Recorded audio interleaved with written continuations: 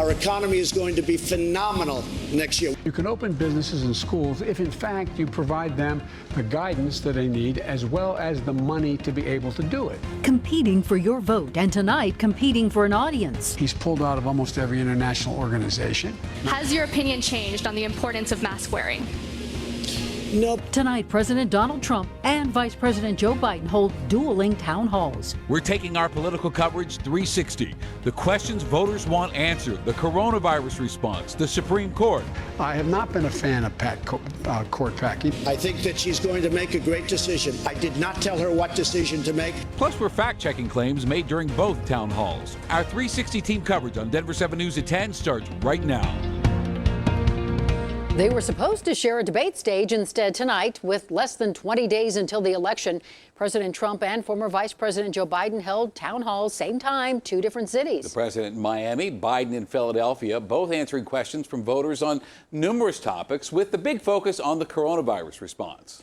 Tonight, as part of our 360 coverage on these dueling town halls, we have live team coverage. Denver7's Eddie Guajardo with reaction from both sides of the aisle. First to Denver7's Gary Bro with a look at highlights from both. Yes, Shannon, and these two town halls were quite different both in length and in tempo. President Trump's 1 hour town hall was quick, it was concise, but it left a lot of questions unanswered. As for former Vice President Joe Biden, his was long, and at times his responses were long-winded. They touched on topics ranging from COVID, social injustice, and that open Supreme Court seat. In an unprecedented move, two presidential candidates, two town halls on two networks, airing at the same time. Do you have any remaining symptoms from COVID? Nothing whatsoever. I'm great. I feel good. The president starting his town hall in Miami, addressing his recent bout with COVID, and pictures showing he and several leaders not wearing masks days before the president's positive test. Everybody's tested, and they're tested often. And I also knew that, hey, I'm president. I have to see people. I can't be in a basement. I can't be in a room. I have to be out. You can see people with a mask, though, right? I can, but people with masks are catching it all the time. Former Vice President Joe Biden at his town hall in Pennsylvania says he wants a mask mandate, calling out the president for not wearing his. The words of a president matter. Absolutely. No matter whether they're good, bad, or indifferent, they matter. And when a president doesn't wear a mask or makes fun of folks like me when I was wearing a mask for a long time, then, people say, well, it mustn't be that important. NBC moderator Savannah Guthrie asks President Trump to clear the air from the first debate where he was asked to denounce white supremacists. I denounce white supremacy. Okay. And frankly, you want to know something?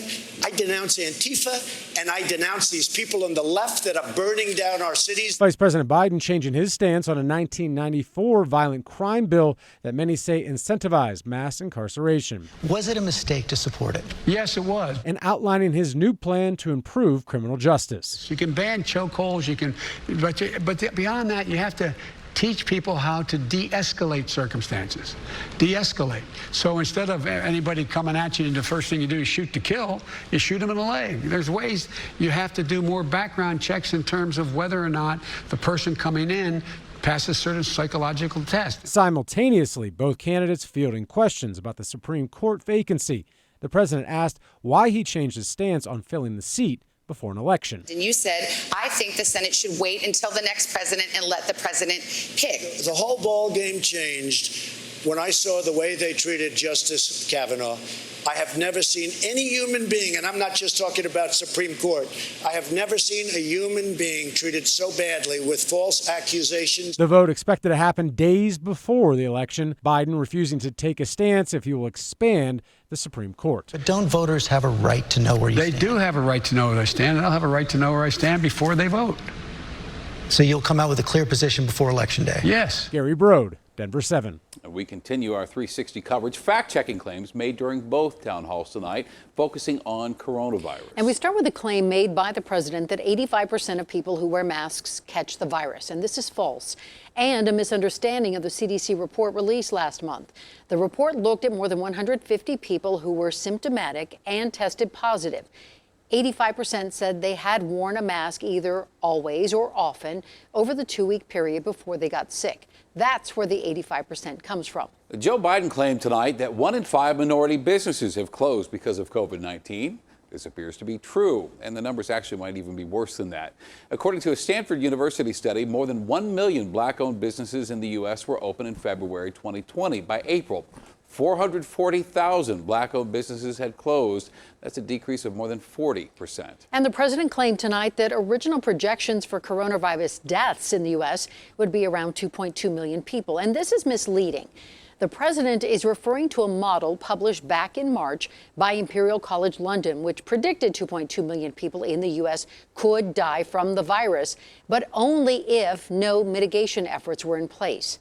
The White House Coronavirus Task Force also said between 1.6 and 2.2 million people would die if nothing was done to stop the spread. And Joe Biden slammed the president for not helping Americans have that extra $600 a week in supplemental unemployment benefits, which expired in July. Now, this is false. After congressional talks to extend unemployment benefits collapsed, the president signed an executive order to use $44 billion in disaster aid to provide $300 a week in supplemental benefits. And tonight, people on both sides of the aisle are weighing in. All right, our 360 team coverage continues with Addie Guajardo. And Addie, you are hearing from Colorado Democrats and Republicans tonight. Well, Shannon, and some strong feelings tonight following these dueling town halls. Tonight, I spoke with Colorado Senate President Leroy Garcia, a Democrat. Garcia tells me he felt encouraged by Joe Biden's performance tonight. He says he showed strength, laid out a vision, and has a plan. He said, I'm going to be a president for everyone. I mean, that is the second time he has said that. He means that. He understands that. He knows what that means. A president who's going to unite people. Now, when it came to packing the court, Garcia says he supports Biden's plan to wait before making a decision. Now, we pushed the Colorado Republican Party for a response tonight, but they just sent us the president's campaign statement, which states NBC Savannah Guthrie, a Joe Biden surrogate, is what they called her. Now, tonight, she corrected the president on several statements, including DACA, and pressed for his plan, but he didn't elaborate, only stating that he's working very hard on a DACA plan. Now, the statement goes on to say President Trump masterfully handled Guthrie's attacks. Now, it goes on to say again, Americans can see that President Trump is leading the country, has built the economy to the best in the world once, and is doing it again, and quite clearly has accomplished more than in 47 months than Biden has in 47 years as a failed Washington politician. Now, in just 19 days, voters will have that final decision. In the meantime, President Trump is going to face off with Joe Biden on the debate stage next Thursday, October 22nd. Reporting live in Denver, Addie Guajardo, Denver7. Addie, thank you. And nationwide, in the latest ABC News Washington Post poll, Biden holds a double-digit lead, standing at 53% to the president's 41% among registered voters.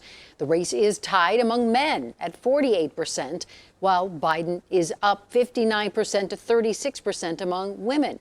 And that is the widest margin among women for any presidential candidate in exit polls dating back to 1976. Well, Colorado voters are really showing up for this election. Early voter turnout has increased nearly 2,400% compared to this time in the 2016 election. Secretary of State's office says more than 300,000 Coloradans have already returned their ballots.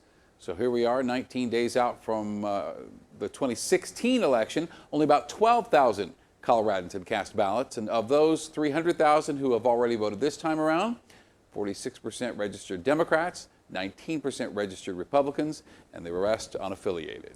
All right, so some important dates and deadlines to keep in mind as we go forward. Election day is, of course, November 3rd. If you want to mail in your ballot, you need to do that early, by October 26th, in order for it to arrive on time for processing. You can always take it to the thousands of drop boxes that are located all across our state. In fact, the Secretary of State's office has a statewide list. And if you still need to register to vote, you can do that until 7 p.m. on Election Day. And Colorado voters can now use a system called Ballot Tracks, a system that will allow you to track your ballot from the time you send it to the time it's accepted at a processing facility. All right, to the wildfires now. The Cameron Peak fire still burning through more terrain at this hour. Colorado's largest fire ever, 167,000 acres. And late today, the governor announced an executive order to deploy the National Guard to help fight it. And that fire is still only 56% contained. And we also want to remind the evacuees of the Red Cross helpline. There's a number on your screen. There are evacuation centers in Loveland and in Fort Collins. And in Grant County, the East Troublesome Fire has exploded to 4,800 acres. It was 400 acres last night. Mandatory evacuations remain in effect for those living in the Bighorn Park area. And boy, another rough day for our state in terms of coronavirus numbers. We added more than 1,100 cases to our statewide count, and that now marks the highest number of positive cases reported in a single day since this pandemic began here in Colorado. The state's 3-day positivity rate remains above that 5% threshold at 5.3%. There are currently 420 hospital beds in use. Although that number is increasing and concerning state health leaders, our hospital capacity is still doing okay.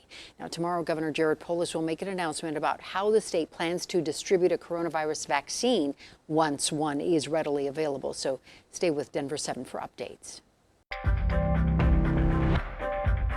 Ketamine has an interesting history. A powerful sedative now being called into question. I do feel like ketamine is getting a bad reputation. A drug administered to Elijah McClain shortly before his death. The Elijah McClain case highlighted a lot of the issues. Tonight, Denver7 investigates just how many times this sedative has been used at agencies across the Front Range. As one clinic says, this is a drug that can change lives. It's going to be cold tonight, but how about the winter outlook? I'll have that coming up.